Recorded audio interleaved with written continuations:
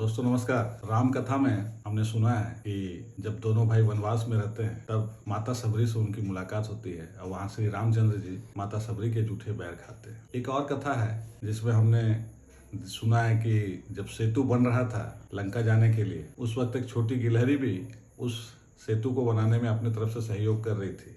राम जी की गिलहरी एक बड़ा ही रोचक प्रसंग है जिसमें रावण जिस वक्त मर रहा होता है उस वक्त लक्ष्मण उनसे कुछ ज्ञान लेते हैं। और ऐसे ही एक कथा है कि जब रावण मर जाता है तो विभीषण रावण की पत्नी मंदोदरी से विवाह करते हैं। दरअसल ये कथा है राम कथा कि गोस्वामी बाबा तुलसीदास जी ने ऐसा क्यों कहा कि हरि अनंत हरि कथा अनंता, यानी कि हरि और हरि की कथा अनंत है। जो जैसा देखता है उनको हरि वैसा ही दिखता है। और कुछ हद तक हमारे ऋग्वेद में भी एक संस्कृत का श्लोक है जिसका हिंदी में भावार्थ यह है कि सत्य तो एक है लेकिन उसकी व्याख्या वर्णन करने के लिए विद्वान लोग अपने अलग अलग शैली का इस्तेमाल करते हैं। गोस्वामी तुलसीदास दरअसल एक बहुत महान दार्शनिक, लेकिन महर्षि वाल्मीकि जो थे वो श्री रामचंद्र जी के समकालीन थे, इसलिए उनके द्वारा लिखा हुआ रामायण को हम ज्यादा प्रामाणिक मानते हैं। लेकिन इसका मतलब ये नहीं है कि बाबा का योगदान को हम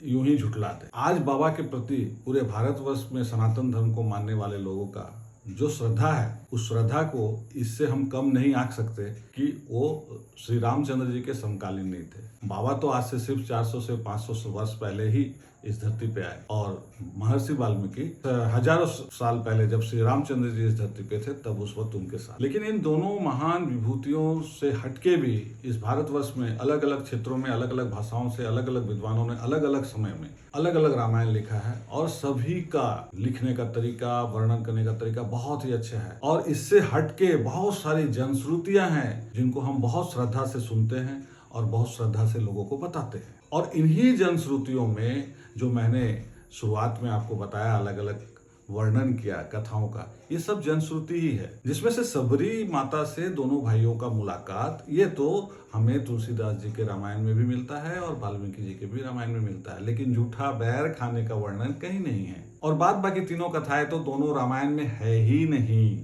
लेकिन सवाल उठता है क्या ये नहीं है तो हम इसको छोड़ दें?